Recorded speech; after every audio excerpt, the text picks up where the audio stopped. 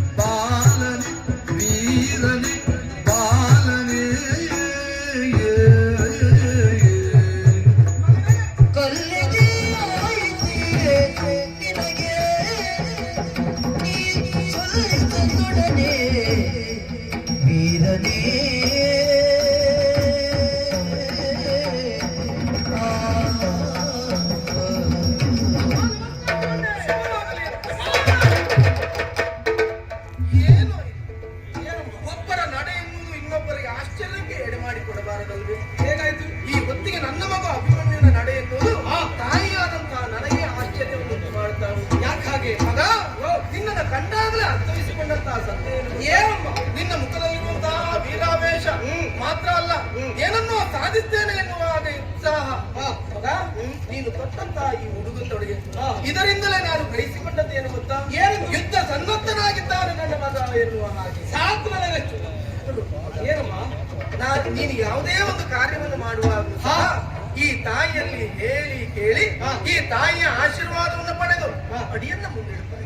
ಖಂಡಿತವಾಗಿ ಇವತ್ತು ಈ ತಾಯಿಯ ನೆನಪಾಗ್ಲಿಲ್ಲವೇ ನಮಗೂ? ಅಂದ್ರೆ ಒಂದು ವೇಳೆ ನೆನಪಾದ್ರೂ ಸಹ ತಾಯಿಯಲ್ಲಿಯೂ ಹೇಳಲೇಬಾರದು ಇರುವಂತ ಕಲ್ಲದ ನಿನ್ನದಾಯ್ತಾ?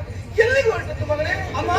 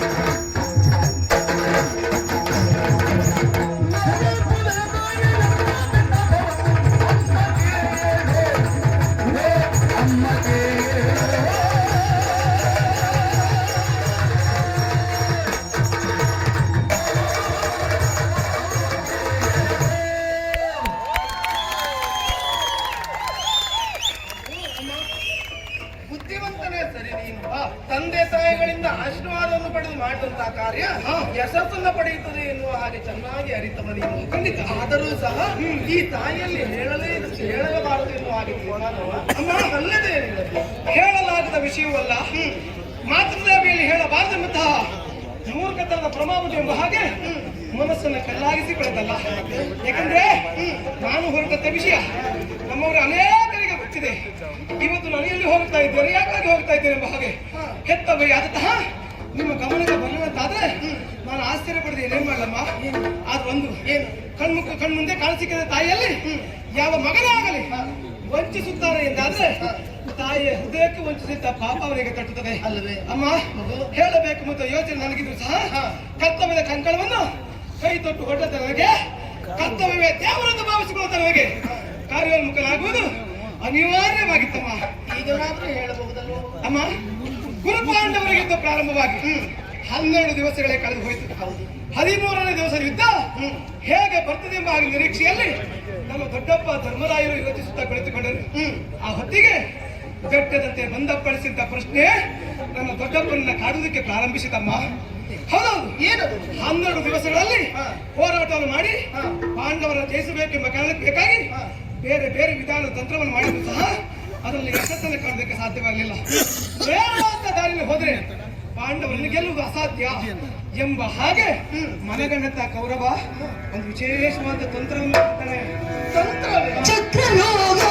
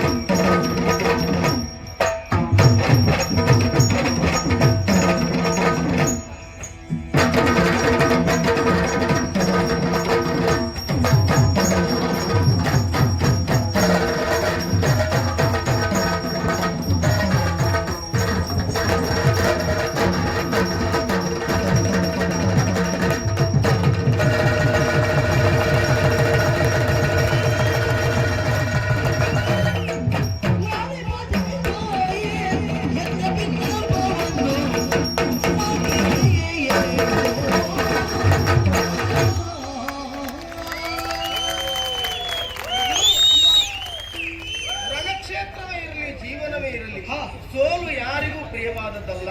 ಗೆಲುವನ್ನು ಪಡೆಯಬೇಕು ಎನ್ನುವ ಹಾಗೆ ಎಲ್ಲರೂ ಹಂಬಲಿಸುತ್ತಾರೆ. ಹಾಗೆ ಕೌರವರ ಪಾಳೆಯದಲ್ಲೂ ಗೆಲ್ಲಬೇಕು ಎನ್ನುವ ಹಾಗೆ ನಿರೀಕ್ಷೆ ಇರುವುದು ಸಹಜವೇ. ಹಾಗಂತ ನಾವು ಸೋಲನ್ನು ಕಾಣಬೇಕು ಅಂತ ಯೋಚನೆ ನಮಗಿಲ್ಲ. ಯಾಕೆ ಗೊತ್ತಾ, ಗೆಲುವನ್ನೇ ಕಂಡವರು ನಾವು ಅಲ್ವಾ, ಸೋಲನ್ನೇ ಕಾಣುತ್ತವರು ನಾವಿದ್ದೇವೆ. ಹೌದು, ಗೆಲುವನ್ನೇ ಕಾಣುತ್ತಾ ಇದ್ದ ಹಾಗೆ ಸಾಗುತ್ತ ಒಬ್ಬ ವ್ಯಕ್ತಿ ತನ್ನ ಕಣ್ಣಿಂದ ಗೆಲುವನ್ನ ಕಾಣ್ತಾರೆ ವಿನಃ ಅಪಜಯವನ್ನು ಕಾಣಲು ಬಂದಾಗ, ಹಾಗಾದ್ರೆ ಸೋಲನ್ನ ಕಂಡವ ಗೆಲುವನ್ನು ಕಾಣಬೇಕು ಎನ್ನುವ ಹಾಗೆ ಹಂಬಲ ಇರುವುದು ತಪ್ಪಲ್ಲ. ಗೆಲ್ಲಬೇಕು ಅಂತ ಆದ್ರೆ ಏನಕ್ಕೇನ ಪ್ರಕಾರೇಣ ಇದಾಗಕೂಡದು, ಹೇಗಾಗಬೇಕು ಹಾಗಲ್ವ. ಈಗ ಕೌರವ ಮಾಡುತ್ತಾ ಇದ್ದುದು ಹಾಗೆ. ಹೇಗೆ? ಏನಕ್ಕೇನು ಪ್ರಕಾರೇಣ ಪ್ರಸಿದ್ಧ ಪುರುಷೋಭವ ಎಂಬ ಹಾಗೆ ಮಾತಿಗೆ ಬೇಕಾಗಿ ತಾನೊಬ್ಬ ಸಾಧಕನಾಗಬೇಕು ಎಂಬ ಹಾಗೆ ಯೋಚನೆ ಮಾಡಿ ಪಾಂಡವರನ್ನು ಗೆಲ್ಲುವುದಕ್ಕೆ ವಾಮ ಮಾರ್ಗವನ್ನು ಅನುಸರಿಸಿದ್ದಾನೆ.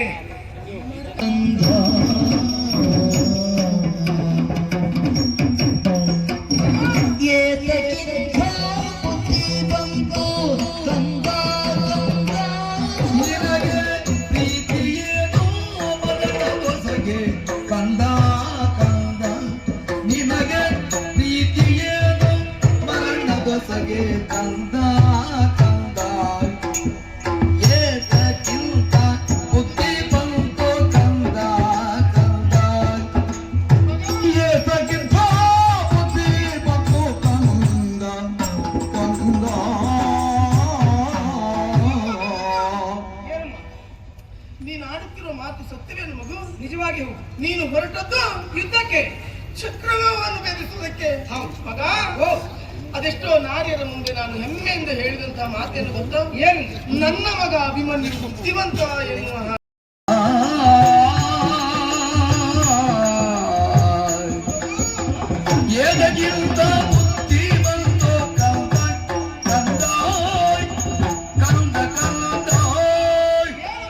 ನಿನ್ನ ಉತ್ಸಾಹವನ್ನು ಕಂಡಾಗ ತಾಯಿಯ ಹೃದಯ ಹೆಮ್ಮೆಯಿಂದ ಬೀಗುತ್ತದೆ. ಆದ್ರೆ ಯೋಚಿಸುವುದಕ್ಕೆ ಮುಂದಾಗದೆ ಹೋದೆ ನೋಡು. ಏನ್ ತಪ್ಪಾಯ್ತಮ್ಮ? ಸರಸವಲ್ಲ ಸಮರವಿಂದು. ಹಾಗಾದ್ರೆ ಕ್ಷತ್ರಿಯ ವೀರನಾದಂತಹ ನೀನು ಇದುವರೆಗೆ ರಣಕ್ಷೇತ್ರದಲ್ಲಿ ಹೋರಾಡಿದವನೇ ಅಲ್ಲವೇ? ಖಂಡಿತ. ಮಾತ್ರ ಅಲ್ಲ, ಭಾರತ ರತ್ನ ಎನ್ನುವ ಹಾಗೆ ಬಿರುದನ್ನೂ ಪಡೆದವನಲ್ಲವೇ? ಪಡೆದಂತ ಬಿರುದಿಗೆ ಸಾರ್ಥಕವಾದ ಕೆಲಸವನ್ನು ಮಾಡಬೇಕಾದ್ರೆ ಇಂದಿನ ರಣಾಂಗಣಕ್ಕೆ ನಾನು ಹೋಗಲೇಬೇಕಾದ ಅನಿವಾರ್ಯವಮ್ಮ. ಏನು? ಇದುವರೆಗೂ ನೀನು ಭಾಗವಹಿಸಿದಂತಹ ರಣಕ್ಷೇತ್ರ ಇದಲ್ಲ. ಆ ಕಾರಣಕ್ಕಾಗಿ ಸರಸವಲ್ಲ ಅಂತ ಹೇಳಿದ್ದು. ನೀನೇ ಹೇಳಿದ ಹಾಗೆ ಚಕ್ರವ್ಯೂಹವನ್ನು ರಚಿಸಿದ್ದು ಯಾರು ಅಂತ ಕೇಳಿದ್ರೆ ಶಾಪಾದಪಿ ಶರಾದಪಿ ಎನ್ನುವ ಹಾಗೆ ಕರೆಸಿಕೊಂಡಂತ ಗೊತ್ತಿದೆ. ಕಲಶ ತರಳನನ್ನ ಗೆಲ್ಲುವುದಕ್ಕೆ ಸಾಕ್ಷಾತ್ ಅಭವನಿಂದಲೂ ಸಾಧ್ಯ.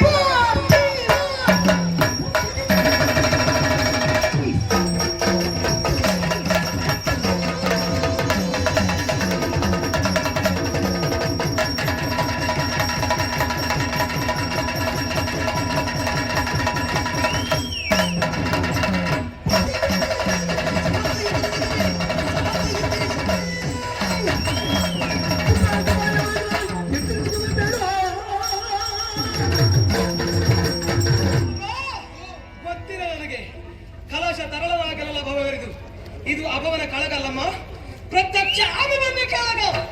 ಕಾಣಿಸಿಕೊಡ್ತೇನೆ. ಪಾರ್ಥಿವ ಪಂಥಕ್ಕೆ ಅನುಗುಣವಾಗಿ ಇಂದಿನ ದಿವಸಕ್ಕೆ ಯುದ್ಧ ಕ್ಷೇತ್ರದಲ್ಲಿ ಹೋಗಿ ಜಯಶಾಲಿಯಾಗಬೇಕು ಮತ್ತು ವಿಶ್ವಾಸದೊಂದಿಗೆ ಹೊರಟು ಬಂದವ ನಾನಿದ್ದೇನೆ. ಹೆತ್ತಮನಾದ ಕಾಣಿಸಿಕ್ಕಿದಾಗ ಮತ್ತೆ ಇಮ್ಮಡಿಯಾದ ಉತ್ಸಾಹ ನನ್ನ ಕಣ್ಣಿಂದ ಕಾಣಿಸಿದಮ್ಮ.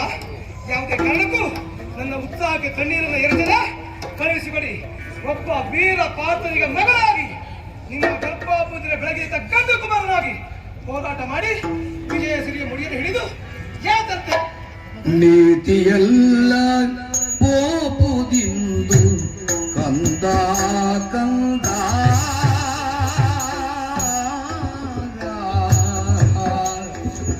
ನೀತಿಯಲ್ಲ ಪೋಪುದಿಂದು ನೀತಿಯಲ್ಲ ಪೋಪುದಿಂದು ಕಂದ ಕಂದ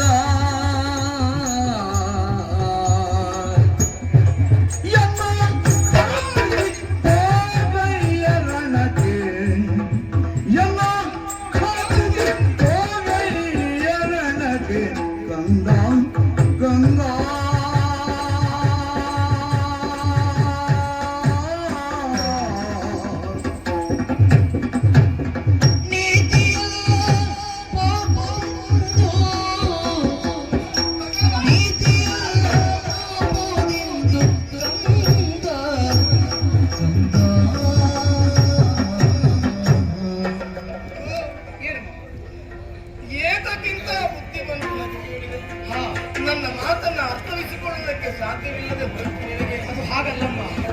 ಒಬ್ಬ ಕ್ಷಾತ್ರಿಯ ಗಂಡು ಮಗನಾಗಿ ಯುದ್ಧದ ವಾರ್ತೆಯನ್ನು ಕೇಳಿದ ಕಾಲಕ್ಕೆ ಅದೇ ನನ್ನ ಪಾಲಿನ ಸೌಭಾಗ್ಯ ಎಂಬ ಹಾಗೆ ಯುದ್ಧ ಕ್ಷೇತ್ರಕ್ಕೆ ಹೋಗಬೇಕು.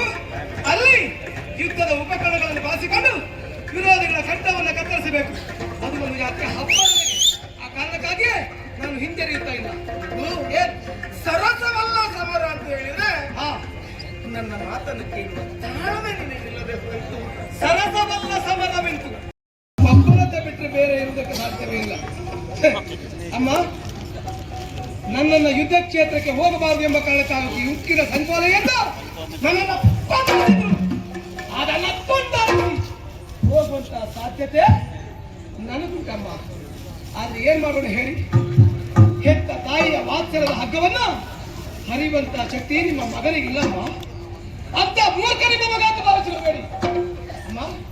ಒಂದು ಕಾಲಕ್ಕೆ ನಮ್ಮ ಅಪ್ಪ ಅರ್ಜುನ ಮಹಾಶಯ ಆಡಿದಂತ ಮಾತುಗಳು ಹೇಗೆ ಅಂತ, ಹಸಿರಾದ ಹುಲ್ಲನ್ನು ಕಂಡಾಗ ಹಸಿರು ಹಸಿಯುವಂತೆ, ಅಗಲಿದ ಪತಿಯನ್ನು ಕಂಡಾಗ ಸತಿಯು ಸಂತೋಷ ಪಡುವಂತೆ, ಯುದ್ಧ ಎಂದು ಆಡಿದವರು ನಮ್ಮ ಅಪ್ಪ. ಅಂತವರ ಮಗನಾಗಿ ಪ್ರಾಣ ಹೇಡಿಯಾಗಿ ಮನೆ ಮೂಲ ಸೇರಬೇಕು ಸಾಧ್ಯವೇ ಇಲ್ಲ. ಅಡಿಯ ಮುಂದೆಡೆ ಸ್ವರ್ಗ, ಅಡಿಯ ಹಿಂದೆಡೆ ನರಕ, ಅಡಿಗೆ ಅಶ್ವಮೇಧದ ಫಲ. ಯುದ್ಧಕ್ಕೆಂದೇ ಅಡಿಯನ್ನು ಮುಂದಿರಿಸಿ ಹಾಕಿ ಹೋಗಿದೆ. ಹಿಂದಿಡುವ ಪ್ರಶ್ನೆ ಇಲ್ಲ.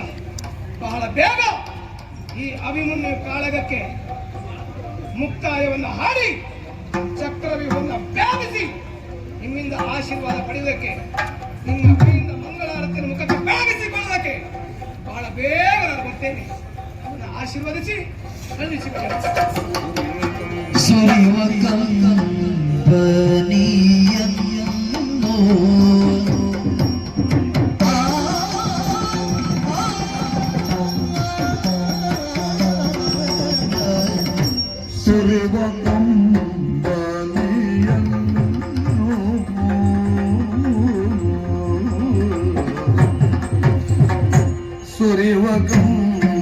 ಸುರಿವಗಂಬನಿಯನ್ನು ಸೆರಗಿಂದೊರೆದೆ ಜನನಿಯ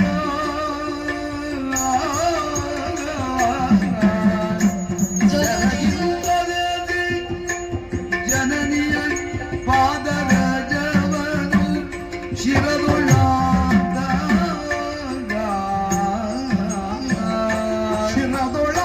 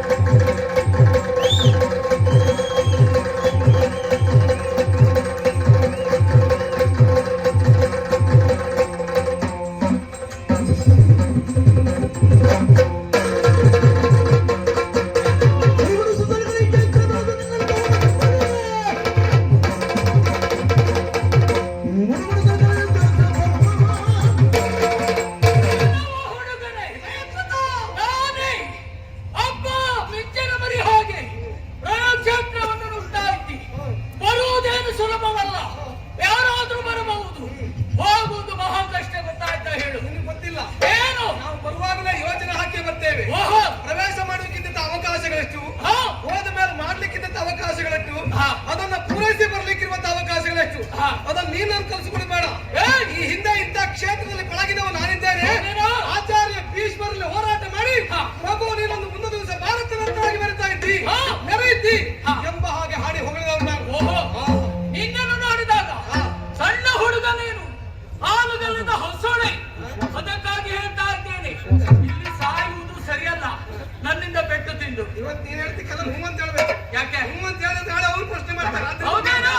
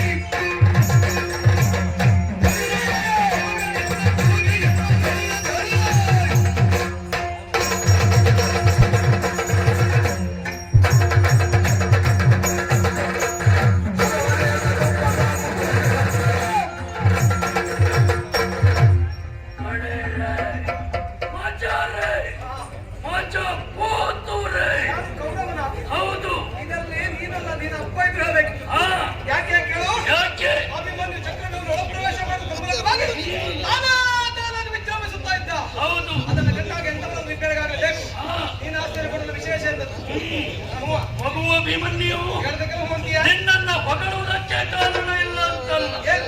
ನಮ್ಮ ಕುರು ಸೇನೆಯನ್ನ ಸವರುತ್ತಾ ಬಂದವ ನೀನು.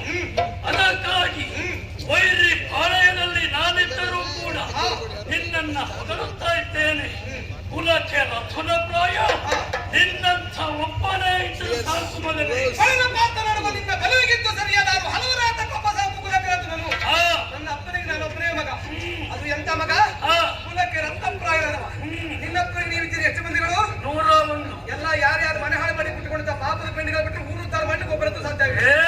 ಏನೋ ಹೊಗಳಿದ್ದೇನೆ ಎಂಬಲ್ಲಿಗೆ ಏನೆಲ್ಲ ಹೇಳಬೇಡ. ಗಗನದಲ್ಲಿ ಅದೆಷ್ಟೋ ನಕ್ಷತ್ರಗಳಿದ್ದರೂ ಕೂಡ ಚಂದ್ರನಂತೆ ಶೋಭಿಸುತ್ತಾ ಇದ್ದವ ನೀನು. ಆದ್ರೆ ಇಷ್ಟು ಹೊಗಳಿದ್ದೇನೆ ಎಂಬಲ್ಲಿಗೆ ನೀನು ಒಪ್ಪಿಕೊಳ್ಳಬೇಡ. ಇದರಿಂದ ಕೀರ್ತಿ ಯಾರಿಗೆ ಬಲ್ಲೆಯ?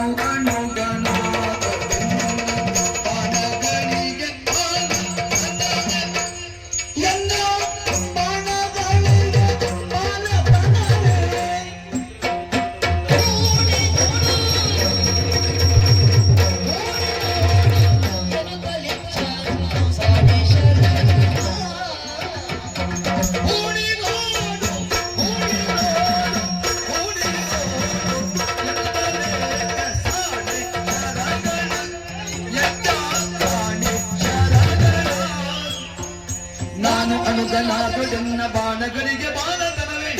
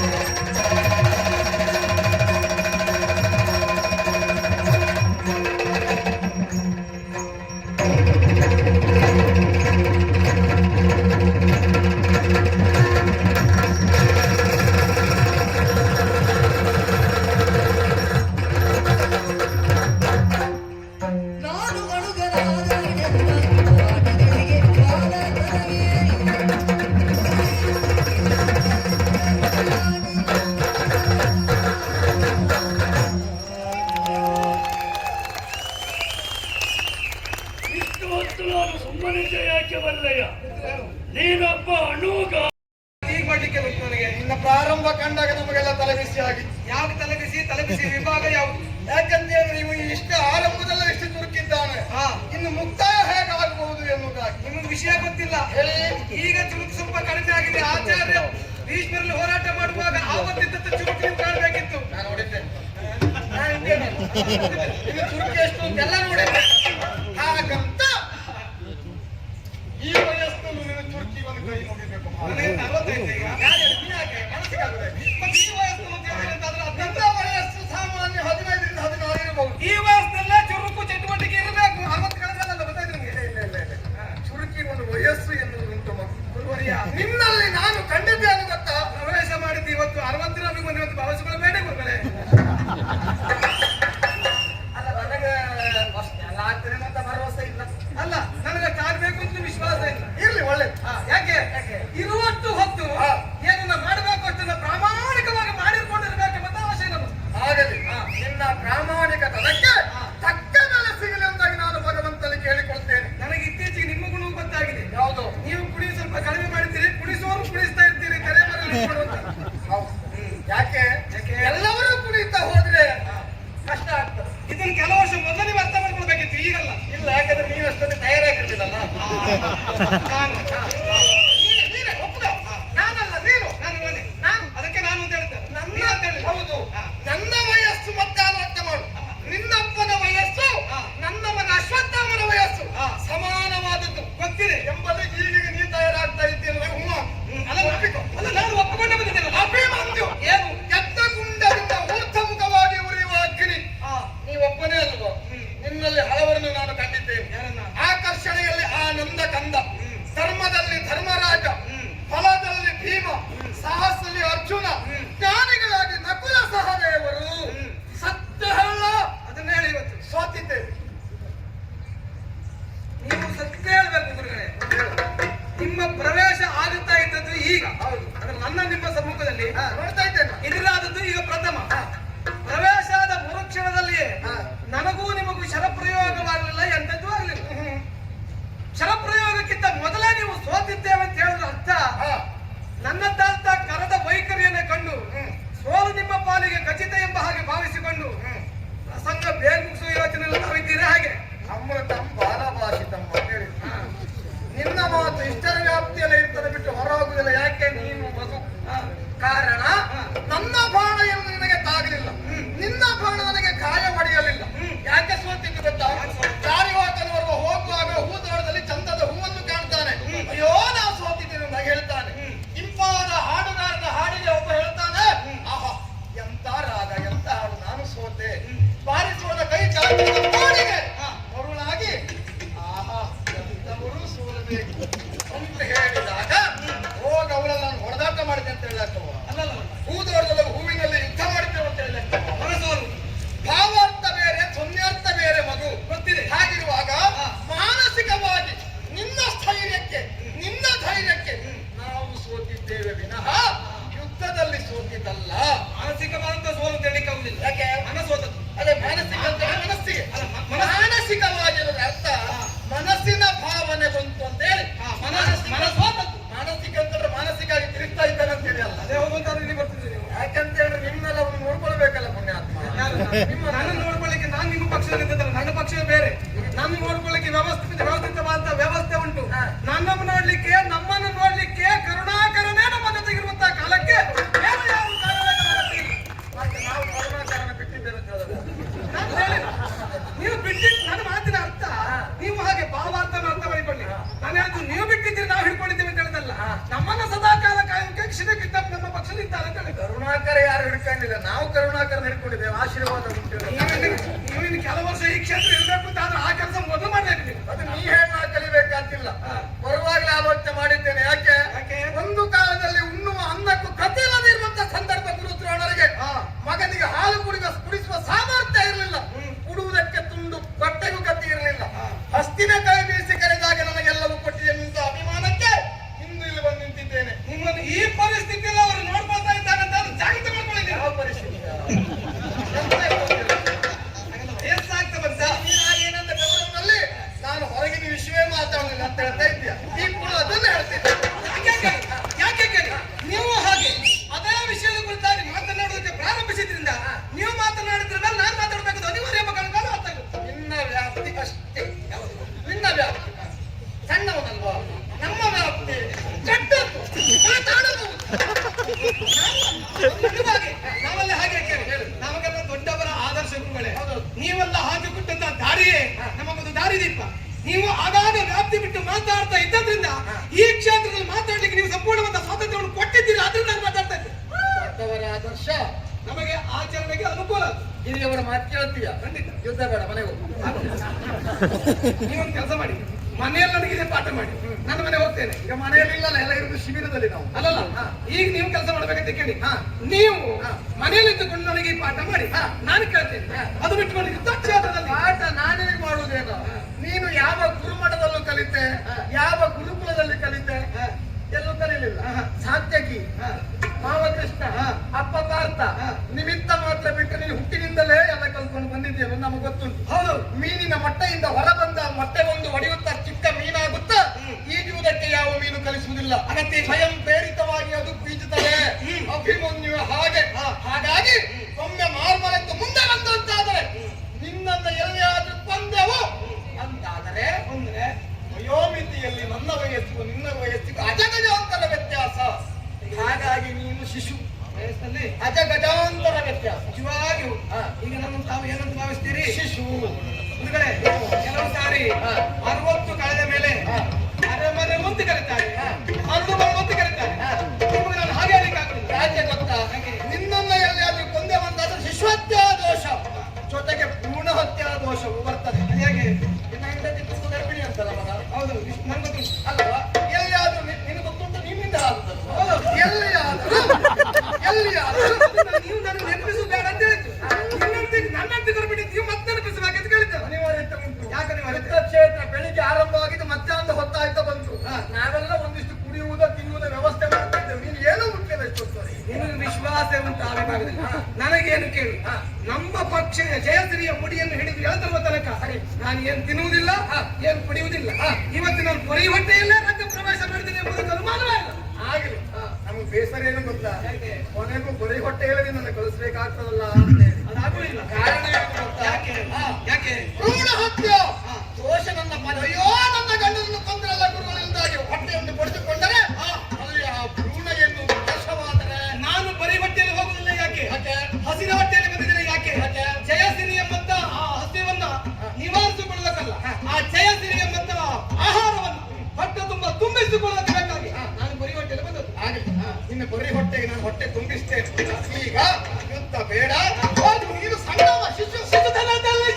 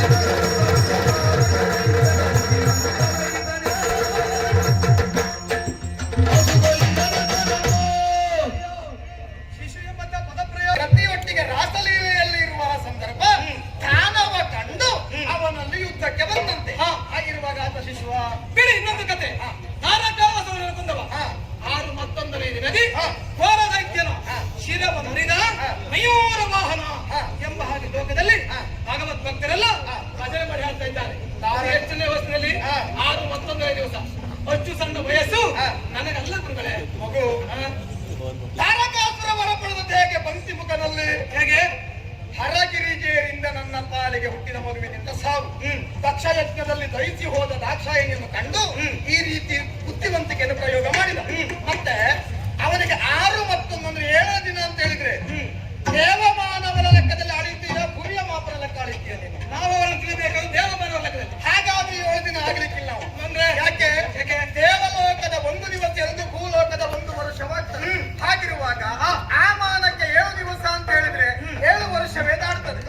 ಹಾಗಿರುವಾಗ ಇವ ಸಣ್ಣವ ಅಂತ ಒಪ್ಲಿಕ್ಕೆ ಆಗುದಿಲ್ಲ. 7 ವರ್ಷ ಹೌದು ನೀವು ಒಪ್ಕೊಳ್ತೀರಿ. ಯಾವುದು ಅದು 7 ವರ್ಷವಾಗ್ತದೆ ಎಂಬಲ್ಲಿಗೆ ಈತ ಅದು ಹೇಗೆ ಕೇಳು. 6 ಮತ್ತು 1 ದಿನದಲ್ಲಿ ಆಗಿದ್ದಲ್ಲ. ಮತ್ತೆ ದುಷ್ಟದಾನವನ್ನು ಕೊಲ್ಲುವವ 6 ಅಂತ ಆಲೋಚನೆ ಮಾಡುದು. ಮತ್ತೊಂದು ದಿನದಲ್ಲಿ ಬಂದು ಕೊಂದ. ಜಾರ್ಕೊಳ್ಳಿಕ್ ಬೇಕಾದ ಉಪಾಯ ಮೊದಲೇ ಮಾಡ್ಕೊಂಡಿದ್ದೀನಿ ನೋಡಪ್ಪ. ಜಾರಿಕೊಳ್ಳುವ ಪ್ರಶ್ನೆ ನೀನು ಏನೇ ನಿನ್ನ ಕಪ್ಪಿನ ಎಷ್ಟೇ ಬಿಸಿ ಇದ್ದರು ಮಗ, ನನ್ನ ಸುದ್ದಿಗೆ ಇವತ್ತು ತಣ್ಣಗಿದ್ದೆ. ನನಗೆ ಆಚಾರ್ಯ ಹೇಗೆ ಎಂಬುದು ಗೊತ್ತಿದ್ದೆ ಬಿಸಿ ಮುಟ್ಟಿಸ್ಲಿಕ್ಕೆ ಬಂದವನು. ಆದ್ರೆ ಹಿರಿಯವರೆಲ್ಲ ಮಾಡಿದ ಆದರ್ಶವನ್ನು ಅನುಸರಿಸಿದ್ರೆ ಆಗ್ಲಿಕ್ಕಿಲ್ಲವೇ? ಯಾಕಾಗುದಿಲ್ಲ? ಭಾರ್ಗವರಾಮರು ತಾಯಿಯ ತಲೆ ಕೆಟ್ಟರು, ನೀನ್ ಕಳಿತೀಯ? ಅದಾಗುದಿಲ್ಲ. ಅದು ಆದರ್ಶವಲ್ಲ. ತಾಯಿಯ ತಲೆ ಕೆಡದಲ್ಲ ಆದರ್ಶವಲ್ಲ. ಲೋಕದಲ್ಲಿ ಲೋಕ ಕಂಟಕರಾದ ವ್ಯಕ್ತಿಗಳೆಲ್ಲ ಕೊಲ್ಲುವುದು ಆದರ್ಶವೇ? ಯಾಕೆ? ತುಂಬಿದ ಹಂತಪ್ರಾಯರಾದ ವ್ಯಕ್ತಿಗಳು ಲೋಕದಲ್ಲಿ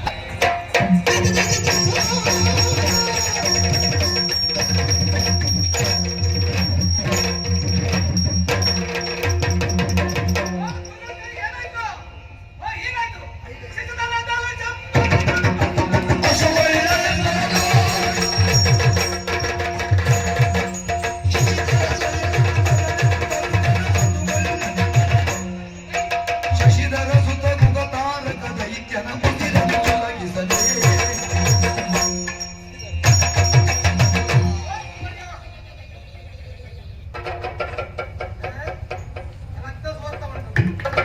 ಶಿಶುಬಿಟ್ಟ ಬಾಣದ ಉರಿ, ಕಣದ ಗುರಿ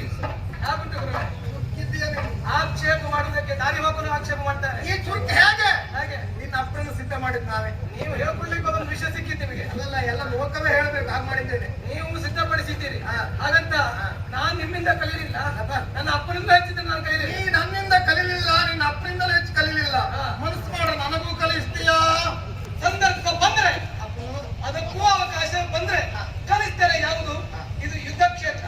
ಇಲ್ಲಿ ತಂದೆ ಮಗ ಮಾವ ಅಳಿಯ ಎಂಬಂತ ಸಂಬಂಧಕ್ಕೆ ಅವಕಾಶವಿಲ್ಲ. ಮಧ್ಯಾಹ್ನ ಹೊತ್ತು ನಿತ್ಯ ಕರ್ಮಾದಿಗಳನ್ನು ಪೂರೈಸಿ ಆಯ್ತಾಯ್ತು. ನೀವು ಸಂಜೆ ಬಂದ್ರೆ ಮಾಡ್ತೀರಾ, ಬೆಳಿಗ್ಗೆ ಮಾಡ್ತೀರಾ, ಮಧ್ಯಾಹ್ನ ಮಾಡ್ತೀರಾ, ಸಾಯಂಕಾಲ ಮಾಡ್ತೀರಾ? ಅಲ್ಲ, ಒಂದು ದಿವಸ ಬಿಡುದಿಲ್ಲ, ಒಂದೊತ್ತು ತಿರುಗಾಡ್ತಾ ಇರುವಾಗಿರ್ಬೋದು. ನಮ್ ಕಷ್ಟ ಈಗಲೂ ಅದನ್ನ ಯಥಾವತ್ತಾಗಿ ಮಾಡುತ್ತಿದ್ದೇನೆ. ಮಾಡಿ ಮತ್ತೆ ನನ್ನನ್ನು ಕರೆಯಿರಿ, ಕಾಯ್ತಾ ಇರ್ತೇನೆ. ಅಭಿಮತಿ ಹಿಂದೆ ಹೇಗ ಮುಂದೆಯೂ ಹಾಗೆ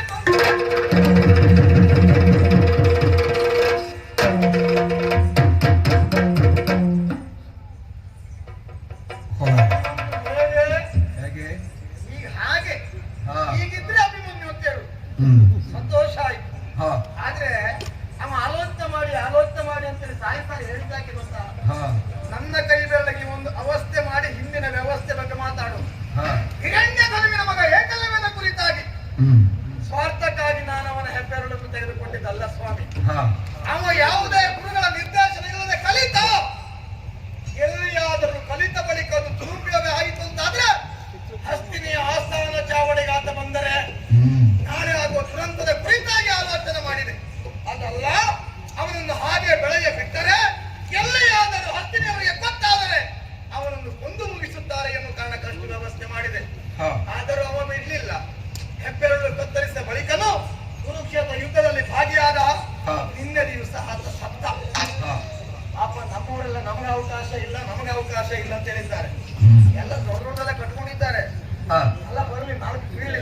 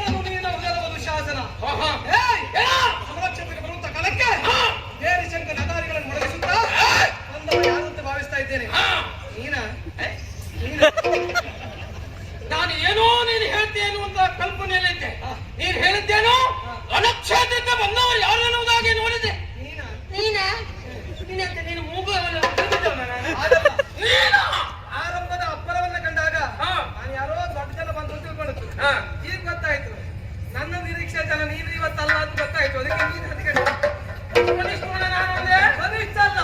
ನೀನಲ್ಲ ಈ ಕ್ಷೇತ್ರಕ್ಕಲ್ಲ, ಮತ್ತೆ ಈ ಕೆಲಸಕ್ಕೂ ಅಲ್ಲ. ನಿನಗೆ ಹೇಳಿಸಿದ್ದ ಕ್ಷೇತ್ರ, ಹೇಳಿಸಿದ್ದ ಕೆಲಸ.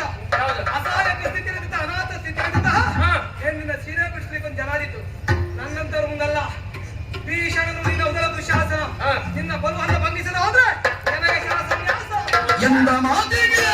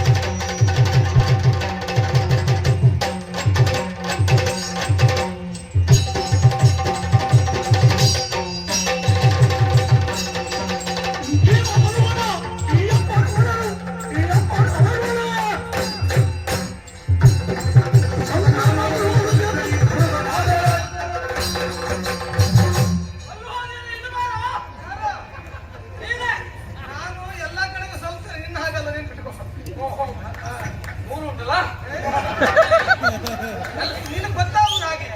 ಈ ಪ್ರವೇಶ ಮಾಡಿಕೊಂಡು ಏನ್ ಮುಗಿಸ್ಕೊಂಡು ಹೋಗ್ಬೋದು ನಿನಗೆ ಗೊತ್ತಾಗುದು ಆದ್ರೆ ಹೇಗೆ? ಸುಳ್ಳು ಹೇಳ್ಬೇಡ, ತುಂಬಾ ಕೆಲಸ ಉಂಟು ನನಗೆ. ಎಲ್ಲ ಕಡೆಗೆ ಹೋಗುದು.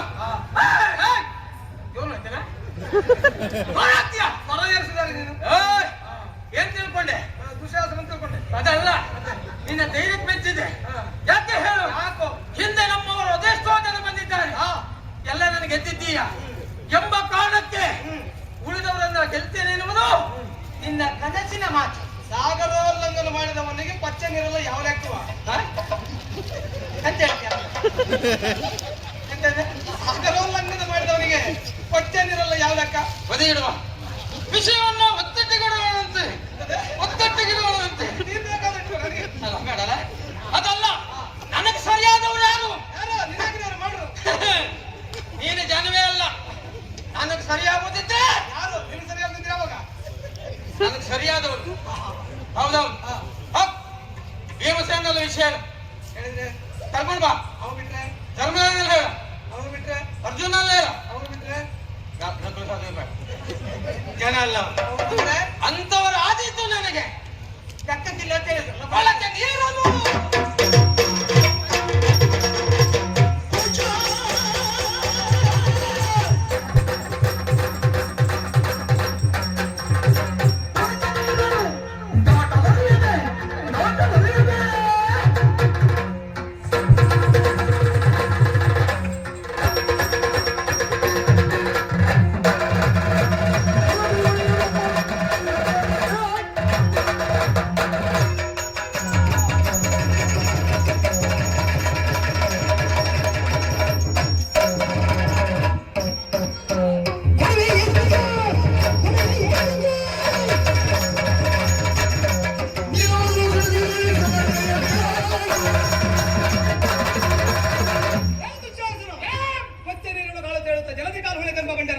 ಉಳಿದು ಮಾಡುವುದೇನು? ವಿಷಯ ಗೊತ್ತಾಯ್ತು, ಮುಂದುವರ್ಸಿ. ನಿನಗೆ ವಿಷಯ ಗೊತ್ತಾಯ್ತು ಅಂದ್ರೆ ನನಗೆ ಗೊತ್ತಾಯ್ತು. ನಿನಗೆ ಗೊತ್ತಾಗಿದೆ ಎಂಬುದು ನಿಮ್ಮವರಿಗೆ ಗೊತ್ತಾಗ್ಬೇಕು ಬೇಡವಾ? ಅದಕ್ಕೆ ನೀನು ವಿವರಿಸಿ ಹೇಳು. ಈ ಗೋವಿನ ಪಾದದ ಜಲವನ್ನು ದಾಟ್ಲಿಕ್ಕೆ ಆಗದೆ ಹೋದವ ಸಮುದ್ರವನ್ನು ದಾಟ್ತಾ ಹೇಳಿದಾಗ ಆಯ್ತಂತ ಅಷ್ಟೇ ಅಲ್ವೇ? ನಾನು ಗೋವಿನ ಕಾಲ, ಕುದುರೆ ಕಾಲ ಅಷ್ಟೇ, ಆಡಿನ ಕಾಲ ಅಂತ ಹೇಳಿಲ್ಲ. ನಾನು ಹೇಳಿದ್ದು ಕೊಚ್ಚೆ ನೀರನ್ನ ದಾಟ್ಲಿಕ್ಕೆ ಆಗದೆ ಹೋದವ ಸಮುದ್ರೋಲ್ಲಂಘನ ಮಾಡ್ತಾನೆ ಅಂತ ಹೇಳಿದ್ರೆ ಸಾಧ್ಯವಾ ಅಂತ ನನ್ನ ಪ್ರಶ್ನೆ. ನನಗೆ ಗೊತ್ತುಂಟು, ಆ ಶಬ್ದ ಗೊತ್ತುಂಟು. ಹೇಳಿಲ್ಲ ಹೇಗೆ? ಆದ್ರೆ ನಾವು ನಮ್ಮಂತವ್ರ ಬಾಯಿಂದ ಕೆಳಮಟ್ಟದ ಶಬ್ದ ಬರಬಾರ್ದು ಅಂತ ಈ ಕಾರಣ ಕೇಳಿದೆ. ಕೆಳಮಟ್ಟದ ಕೆಲಸ ಮಾಡ್ಲಿಕ್ಕೆ ಆಗ್ತದೆ, ಮಾತಾಡ್ಲಿಕ್ಕೆ ಆಗುದಿಲ್ಲ. ಎಂತ ಕೆಲಸ ಮಾಡಪ್ಪ? ವಿಷಯ ಅಲ್ಲ. ನನ್ನ ದೊಡ್ಡವರಾದ ದ್ರೌಪದಿ ದೇವಿಯವರು ಸೀರೆ ಸುರಿತ ಮೂರ್ಖ ಶಿಖಾಮಣಿ ಅಂತ ಪ್ರಪಂಚದಲ್ಲಿ ಅವಹೇಳನದ ಕೆಲಸವನ್ನು ಮಾಡಿದ್ದ ನೀನು ಮತ್ತೆ ನಿನಗೆ ಪ್ರಬುದ್ಧವ ನೀನು. ಅದಕ್ಕೊಂದು ಯೋಗ್ಯತೆ ಬೇಕಾ? ಹಣ ಬರಗಟ್ಟವನೇ. ಈಗ ನಿನಗೆ ಏನ್ ಮಾಡ್ತೇನೆ ಕೇಳು. ಹಾ. ಅವರನ್ನ ಗೆಲ್ಲುವ ಕತೆ ಬಿಡು. ಹಾ. ಮೊದಲು ನನ್ನನ್ನು ನೀನು ನೋಡು, ಆಮೇಲೆ ಅವ್ರನ್ನ ಕರೆಸುವ. ಮತ್ತೇನಾದ್ರು ಅಂತ ನಾನು ಮಾಡ್ತಿಲ್ಲ ಕಾರಣ ಮತ್ತಿದ್ರೆ ಹೇಳು. ಮತ್ತೆ ಅದೊಂದು ಹೇಳುವುದು ಮರ್ತು ಹೋಯ್ತು. ಅವನು ಹೇಳ್ಬೇಕಿತ್ತು. ಸೀರೆ ಸುಲಿಯುವಂತ ಒಂದು ಪ್ರಕರಣ. ಮತ್ತೆ ಎಲ್ಲಿವರೆಗೆ ಮೂರ್ಖರಾದ ಕೇಳಿದೆ. ಹಾ. ಸೀರೆ ಸುಲಿದು ಎಳೆದು ಸಾಕಾಗಿ ನೀನು ಹೊತ್ಕೊಂಡು ಹೋಗ್ಲಿಕ್ಕೆ ಒಂದು 4 ಜನರ ವೀರಭಟರನ್ನು ಕರೆಸಿದ್ದಂತೆ. ಒಡಗಟ್ಲೆ ನೀರು ಕುಡಿದಂತೆ. ಅದು ಬೇಕಾ? ಅದೊಂದು ದಾಖಲೆ ಮಾಡಿದ್ದೇನೆ, ನೆನ್ಪಿಟ್ಕೊ. ಒಂದು ಸಂದರ್ಭ ಆಯಾಸ ಆದವರು ಇಷ್ಟೂ ನೀರು ಕುಡಿಯಬಲ್ಲರು ಅಂತ ತೋರಿಸ್ಕೊಟ್ಟವನೇ ನಾನು. ಇನ್ನು ಕರ್ಮ ಸೀರೆ ಸುಲಿದಾಗ ಆಯಾಸ ಆಗ್ತದೆ ಎಂಬುದು ನಿನ್ನನ್ನು ಕಂಡಾಗ ಅರ್ಥ ಮಾಡ್ಕೊಳ್ಬೇಕು. ಮೂರ್ಖತನದ ಪರಮಾವಧಿ ಅದು 4 ಜನ ಎತ್ಕೊಂಡು ಹೋಗಿದ್ದವು. ನಮ್ಮನ್ನಷ್ಟು ಜನ ಇದ್ದಾರೆ ಕೆಲಸಕ್ಕೆ, ಅಷ್ಟೊತ್ತಿಗೆ ಒಂದು ಎತ್ಕೊಂಡು ಹೋಗಿ ಕೆಲಸ ಅದೇ ಹೊತ್ತಾಗ್ಬೇಕು, ಬೇರೆ ಹೊತ್ತಿಗೆ. ಮತ್ತೆ ನಾನು ಬಿದ್ದೆ, ಆಕ್ಷೇಪ ಮಾಡುವಾಗಿಲ್ಲ. ನನ್ನ ಉದ್ದೇಶ ಏನು? ನಾನು ಸೀರೆ ಸುಲಿಬೇಕು, ಭೀಮಸೇನ ಹೇಳ್ಬೇಕು. ಅವು ಜನ ಬಿದ್ದೆ ಅಷ್ಟೇ. ಅವು ಹೇಳುವುದೇ ನನ್ನ ಮುಖ್ಯ ಆಗಿದೆ ಬಿಟ್ಟು ಮತ್ತೇನಿಲ್ಲ. ಹಾಗಾದ್ರೆ ಭೀಮಸೇನನ್ನು ಕರೆಸು ಮತ್ತೆ ಅರ್ಜುನನ ಕರೆಸು ಹೇಳಿಕ್ಕೆ ಯಾಕೆ? ಈ ಮತ್ತು ಅವನು ಬಂದ ಅವನ ಹುಂಕಾರದ ಟೇಂಕಾರವನ್ನ ಕೇಳಿ ಅವತ್ತು ತಪ್ಪಿಪ್ಪಾಗಿ ಬಿದ್ದವ ನೀನು. ಅವನು ಕರೆಸೋದ ಗತಿ ಯಾಕ? ನನ್ನನ್ನೇನು ನೋಡು, ನನ್ನನ್ನೇನು ನೋಡು. ನಿನ್ನ ನೋಡು, ಸತ್ಯ ಹೇಳ್ಬೇಕು ಅಂತ ನಾನು ನಿನ್ನಲ್ಲಿ ಹೋರಾಟಕ್ಕೆ ಬಂದಿದ್ದೆ. ಹೌದು, ಯೋಚನೆ ಮಾಡಿ ಹೇಳ್ತೇನೆ. ಅದೊಂದು ಸಿಗುದಿಲ್ಲ. ಇವತ್ತು ನಾನು ನಿನ್ನಲ್ಲಿ ಹೋರಾಟ ಮಾಡುವುದಿಲ್ಲ. ಸರಿ ಅಲ್ಲ. ಯಾಕೆ ಹೇಳು? ಸರಿ ಅಲ್ಲ, ಸರಿ ಇಲ್ಲ. ಸರಿ ಅಲ್ಲ. ಸಮರಕ್ಕೆ, ಸಂಬಂಧಕ್ಕೆ, ಊಟಕ್ಕೆ ಸರಿ ಸಮರನ್ನೇ ಆಯ್ಕೆ ಮಾಡಿಕೊಳ್ಬೇಕಂತ ನನ್ನ ಲೆಕ್ಕದಲ್ಲಿ. ನೀವೆಲ್ಲ ಜಾರಿಕೊಳ್ಳುವಂತ ಪಲಾಯನ ಸೂತ್ರವನ್ನು ಮೊದಲೇ ಕೈಗೊಂಡಿದ್ರೆ ಗೊತ್ತಾಗಿದೆ. ಈಗ ಏನ್ ಮಾಡ್ತೇನೆ ಕೇಳು. ಏನು? ನಾನು ಬಿಡುವಂತ ಶರವನ್ನ ನಿನಗೆ ಆಧರಿಸಿಕೊಳ್ಳಿಕ್ಕೆ ಆಗ್ತದೆ. ಒಮ್ಮೆ ನೋಡ್ತೀಯ ನೀ ಪಾಪಿ ಮಗನೇ? ಯಾರು ನೋಡ್ತೀಯ? ಸುಮ್ಮನೆ ಸಣ್ಣವೆಂಬ ಕಾರಣಕ್ಕಾಗಿ ಇಷ್ಟೊತ್ತು ನೀಚೆ ಪಾಠ ಹೇಳಿದ್ದು. ಆಚಾರ್ಯ ದ್ರೋಣರು ಹೇಳ್ತು ಅದನ್ನೇ, ಕೌರವ ಹೇಳ್ತು ಅದನ್ನೇ, ಕರ್ಣ ಹೇಳ್ತು ಅದನ್ನೇ. ನಿಮಗೆ ಚರ್ವಣ ಮಾಡುವುದೇ ಅಭ್ಯಾಸ ಬಿಟ್ಟು ಬೇರೆ ನನಗೆ ಹೇಳ್ಬೇಕಾದ ಅನಿವಾರ್ಯ ಉಂಟು ಅಂತ ಹೇಳಿದ್ದು ಅದಕ್ಕೆ ನಾನು. ಅಂದ್ರೆ ಮೊದ್ಲು ಹೇಳಿದ್ದಾರೆ. ಆದ್ರೂ ನಿನ್ನ ನೋಡಿದಾಗ ಯುದ್ಧ ಮಾಡೋದಕ್ಕೆ ಮನಸ್ಸೇ ಬರ್ತಾ ಇದೆ. ಹೆದರಿಕೆ ಆಗ್ತದ? ಹೆದರಿಕೆ ಅಲ್ಲ, ಹೇಸುವುದು. ಯಾಕೆ ಹೇಳ್ತೀಗೆ? ಅಂದ್ರೆ ನಿನ್ನ ನೋಯಿ ಹೊಲಸು ನನ್ನ ನೋಯಿ ಆಗ್ತದಂತ ನೀನು ಸಣ್ಣವೆಂಬ ಕಾರಣಕ್ಕಾಗಿ ಅಷ್ಟೇ. ಆ ವಿಷಯ ತಟ್ಟಿಗಿರ್ಲಿ. ಈಗ ನನ್ನಲ್ಲಿ ಯುದ್ಧ ಮಾಡ್ಲಿಕ್ಕೆ ಒಂದು ಸಮಸ್ಯೆ ಏನಪ್ಪ? ಸಮಸ್ಯೆ ಅದೇ, ಸಣ್ಣ ಒಂಬುದೇ ಸಮಸ್ಯೆ. ಸಣ್ಣ ಒಂಬುದೇ ಸಮಸ್ಯೆ. ನೋಡೋಣ, ಯುದ್ಧ ಕ್ಷೇತ್ರದಲ್ಲಿ ಸಣ್ಣತನ ಭಾರತದಲ್ಲಿ ಯಾರಿಗೂ ನಿರ್ಣಯವಾಗುವುದಿಲ್ಲ. ಹೋರಾಟ ಕಣದಲ್ಲಿ ಸಂಬಂಧಕ್ಕೆ ಬೆಲೆ ಕಟ್ಟುವುದಕ್ಕೆ ಸಾಧ್ಯವೇ ಇಲ್ಲ. ನಾನು ಆಗಲೇಬೇಕು. ನನ್ನ ಕೈಯಿಂದಲೇ ನಿನ್ನ ಸಾವು ಎನ್ನುವುದಾಗಿ ಬರ್ದಿದ್ದದನ್ನು ತಪ್ಪಿಸುವುದಕ್ಕೆ ಯಾರಿಂದಲೂ ಸಾಧ್ಯ ಇಲ್ಲ. ಹೌದಾ?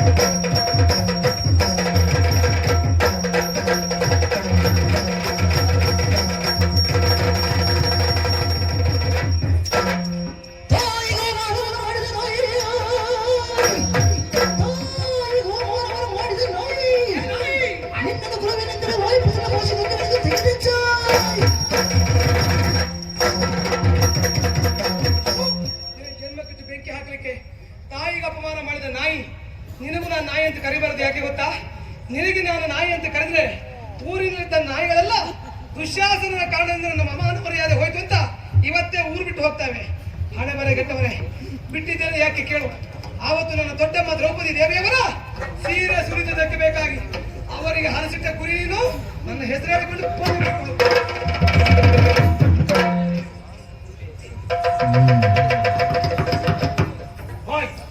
ಹುಡುಗ ಹೋದ್ನ ಬೀಗು ಇದ್ದಾನೆ. ಹುಡುಗ ಹೋಯ್ ಅಯ್ಯಪ್ಪ ಇಷ್ಟು ಜೋರಿದ್ದಾನೆ ಅಂತ ಇವತ್ತೇ ಗೊತ್ತಾಗಿದ್ದು. ಹೌದು, ನಾನು ಬರುವಾಗ ಅಣ್ಣನಲ್ಲಿ ಹೇಳಿದ್ದೆ, ನಾನು ಯುದ್ಧ ಮಾಡುವಂತ ಈ ಟಿವಿಯನ್ನು ತೆರೆಯ ಮರೆಯಲ್ಲೇ ನಿಂತು ನೋಡುವಣ್ಣ ಅಂತ. ಈಗ ಏನ್ ಮಾಡ್ಲಿಕ್ಕೂ ಆಗುದಿಲ್ಲ. ಹೌದು, ಆದ್ರೂ ಕೊನೆಗೆ ಹೋಗುವಾಗ ಒಂದು ಮಾತು ಹೇಳಿದ್ನಲ್ಲ, ಅಂದ್ರೆ ದ್ರೌಪದಿ ಸೀರೆ ಅರ್ಧಂಬರ್ಧ ಸೋಲ್ತಿದ್ನ, ಹಾಗಾಗಿ ನನ್ನ ದೊಡ್ಡಪ್ಪನಿಗೆ ಹರಿಸಿಟ್ಟ ನಾಯಿ ಅಂತ. ಆ ಶಬ್ದ ನಾವು ಬೇಸರ ಮಾಡ್ಕೊಳ್ಬೇಕು, ಅವನ ಬಾಯಿಂದ ಬರುವುದಲ್ಲ. ಅವ ನನಗೆ ನಾಯಿ ಅಂತ ಹೇಳ್ತಾನೆ ಅಂತ ಆದ್ರೆ ಅವ ಯಾವ ವಂಶದವ? ಯಥಾರ್ಥ ಅವನು ನಾಯಿ ಆಗುವುದಿಲ್ವಾ? ಅದೆಲ್ಲ ಪ್ರಶ್ನೆ ಮಾಡ್ತಿದ್ದೆ ನಾನು. ಪರಿಸ್ಥಿತಿ ಹೀಗುಂಟು ಮಾಡ್ಲಿಲ್ಲ ಅಷ್ಟೇ. ಆದ್ರೂ ಒಂದು ನೋಡಿ, ಆ ದಿವಸ ದ್ರೌಪದಿಯ ಸೀರೆಯನ್ನು ಅರ್ಧಂಬರ್ಧ ಸುಲಿದ್ರಿಂದ ಇವತ್ತು ನನ್ನ ಪ್ರಾಣ ಉಳಿಯಿತು. ಭಾಗವತ್ರೆ, ನಿಮ್ಗೊಂದು ಸೂಚನೆ ಕೊಟ್ಟಿರ್ತೇನೆ. ಇಂಥ ಪ್ರಕರಣ ಬಂದರೂ ಬರಬಹುದು, ಯಾರ್ದೇ ಸೀರೆ ಸುಲಿದಿದ್ರೆ ಅರ್ಧಂಬರ್ಧನೇ ಸುಲಿರಿ, ಪೂರ್ಣ ಸೋಲ್ದ್ರೆ ಮತ್ತೆ ಗಂಡಾಂತರವೇ. ನೆನ್ಪಿಟ್ಕೊಳ್ಳಿ. ಆದ್ರೆ ಈಗ ಮುಖ ತೋರಿಸೋದೆ ಹಾಗೆ. ಈಗ ಬರುವಾಗ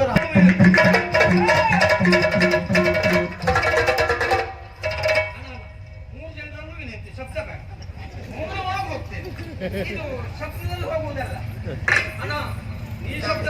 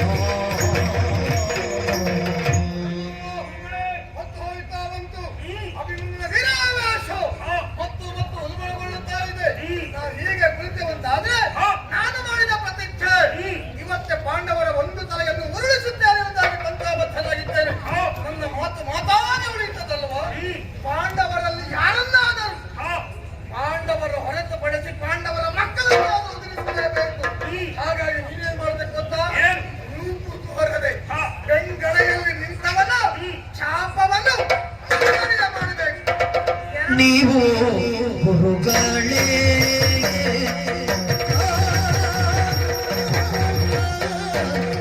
ನೀವು ಗುರುಗಳೇ ಇಂಥ ಹೇಯ ಯಾವ ಬೀಳುವುದು ಹೇಯ ಯಾವ ಯಾವ ನಿಧಿಯ ಕರ್ಣ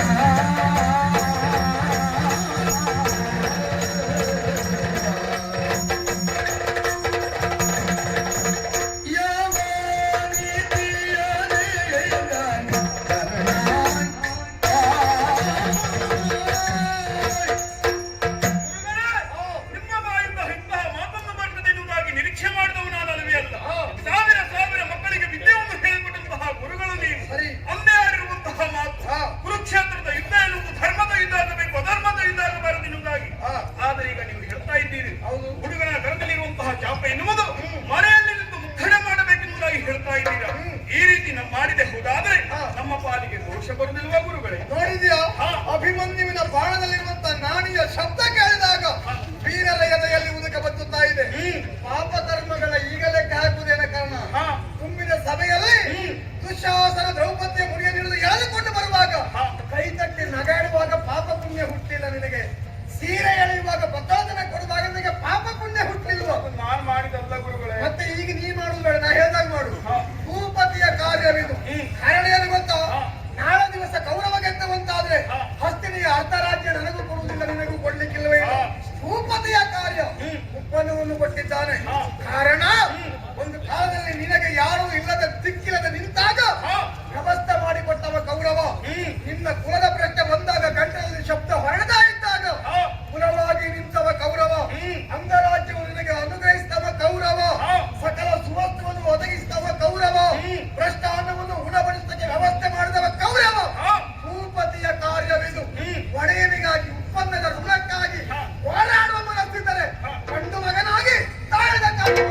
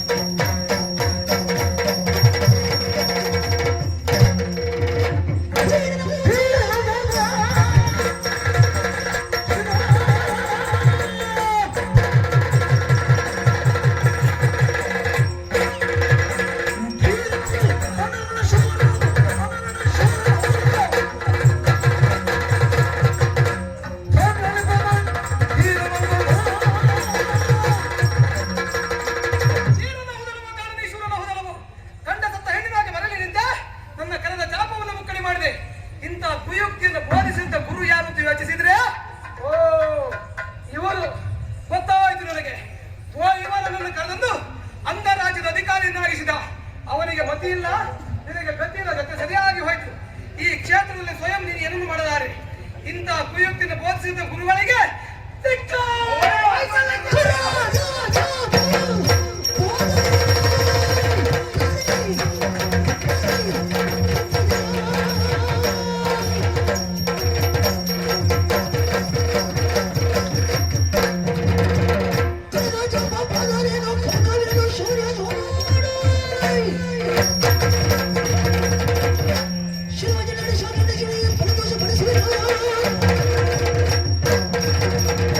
ಕೇವಲ ಧನುರ್ಬಾಣಗಳನ್ನು ಮಾತ್ರ ಬೇಕೊಂಡು ಬಂದವರಲ್ಲ, ಕತ್ತಿ ಹಿಡಿದಿದ್ದಾರೆ. ನಿಮ್ಮಲ್ಲವರ ಬೆತ್ತನ ಕತ್ತರಿಸಿ ಬಿಸಾಡ್ತಾರೆ.